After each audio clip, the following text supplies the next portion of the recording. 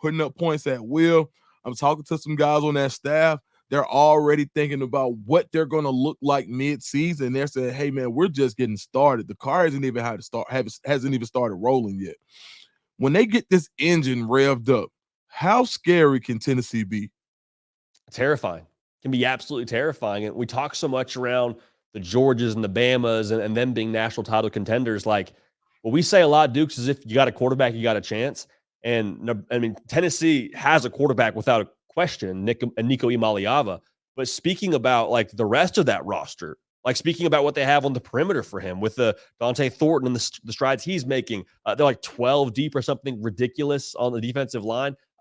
They're in position, I think, to be super versatile, which is something we couldn't always say about a Josh Heupel football team. We always knew they would score points. We always felt pretty good about that side of the football whenever he was in charge of that, speaking to Josh Heupel.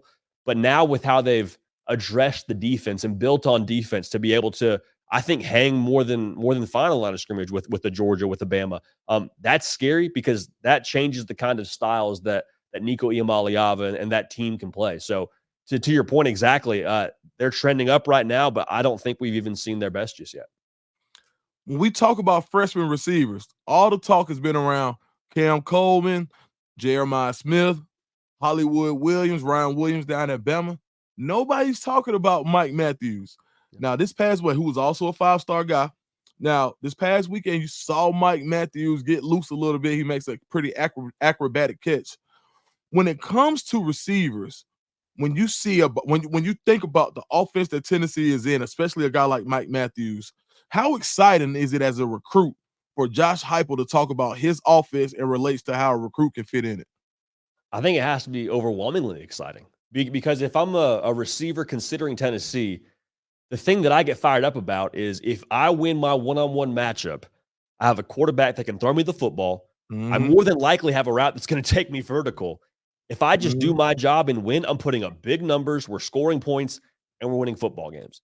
And so I think you see the blueprint there with a Jalen Hyde. I know Cedric Tillman was injured a lot during the Hendon Hooker year where they went on a run in 2022, but I mean, they are monstrous offensively with the ways they can beat you. And so I think the confidence level I would have in myself as a receiver considering Tennessee, I'd be very excited about the future and what I could potentially do should I choose to go take my talents to Knoxville.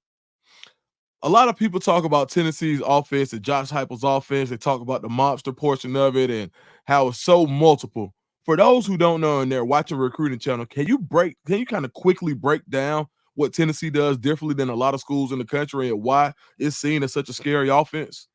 Yeah, absolutely. I mean, I think for starters, whenever you tune into a Tennessee football broadcast and they're kind of breaking down what the offense does, they spread you out all the way to either sideline.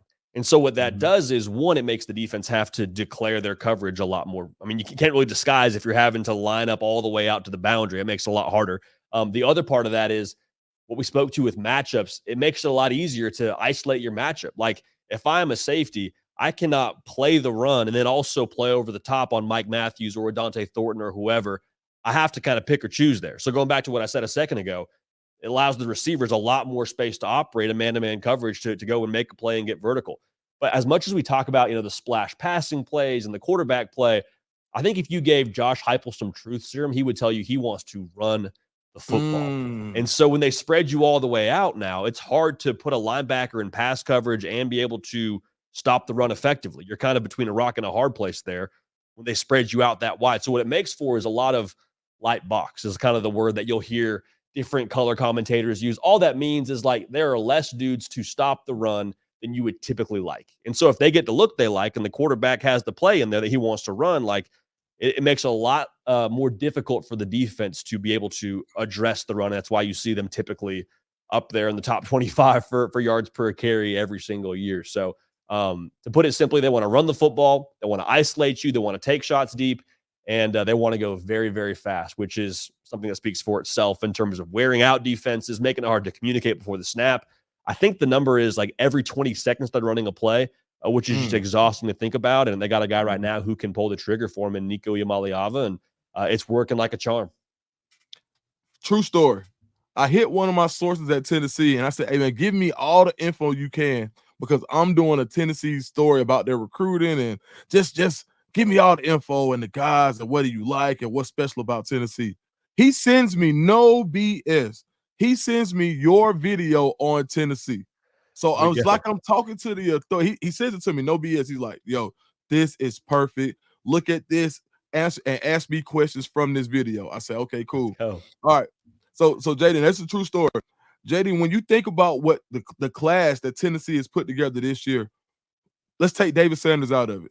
Who do you think is a key for Tennessee going forward, or somebody that they have committed in this class? So, Dukes, I think it's tough to narrow it down to just one. I'll give you two right now. I think Douglas Utu and Mm, what he is for them on the offensive line, I think he kind of signifies, along with David Sanders, who you mentioned, kind of signifies that next evolution for Tennessee. Because we've seen Tennessee consistently have a great quarterback, and I'll speak about him in a minute. We've seen them consistently attract great skill players, but I think the difference for them in terms of going from competing in the SEC for double-digit wins to eventually being a team that's going to win the conference and compete for national championships is having the big boys up front to be able to go toe-to-toe with the Bama and with the Georgia, which I think they're now approaching that on the defensive side. On the mhm, offensive side, having a guy like Douglas Utu, I think, is absolutely huge. And then obviously, to run Josh Heupel's system, it all goes through the quarterback, right? That's why everyone was so excited about landing Nico Iamaleava, because you got a guy who can pilot the offense from Josh Heupel. And so having George McIntyre be the next guy in line, I mean, it is just an embarrassment of riches for the folks out of Knoxville right now. So I think those two guys to me jump to mind. And tell you what, Dukes, I mean, you've told me multiple times, like the momentum in recruiting seems to carry over and have a snowball effect. Tennessee over the summer had a lot of momentum, and curious to see if they have let's call it a 10-win season this year, make the mhm. college football playoff. I think they're a powder keg. Yeah, absolutely. And I think George McIntyre, nobody really talks about this, but he is so cool, bro. Like Yeah. at On Three Elite, what probably has to be one of the coolest guys in the country.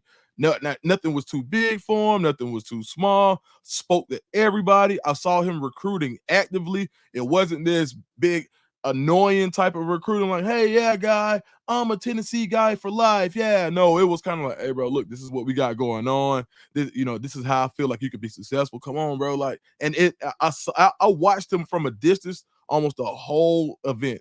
And he is such a cool character. So, Tennessee fans, you got a really good peer leader when it comes to George McIntyre. And you saw some of that pay dividends already with David Sanders, who noted George McIntyre was his biggest proponent for him coming to Tennessee as far as being a peer. JD, before we get out of here, tell me, does Tennessee make the playoff this year? Absolutely. I have Tennessee preseason in our college football playoff after a few games in, seeing what they did to NC State, seeing Nico and how far he's come along since getting to redshirt last year, which I think is huge. His comfortability in the system. I mean, I'm buying stock in Tennessee and then some, Phillip. I mean, I'm fired up, man. It's going to be a very, very fun year in Knoxville. JD, where can everybody find you and what you do? Man, so I mean, we got the On3 Recruits channel, so make sure you're subscribed here. That's first and foremost. We also have the On3 channel as well. So if you want to check us out, we have a live show there Tuesday, Wednesday, Thursday, 11 a.m. Eastern on the hard count. And yeah, just talking about the greatest sport on the face of planet Earth, man. So it's tough, man. It's a tough job, but somebody's got to do it, you know? Man, you know what? And two, we got to talk about this before you go. I love JD it. has one of the best Instagrams when it comes to college football. The content there is elite. Give everybody your Instagram so they don't miss out, because you have some elite reels and you've been doing it for a while.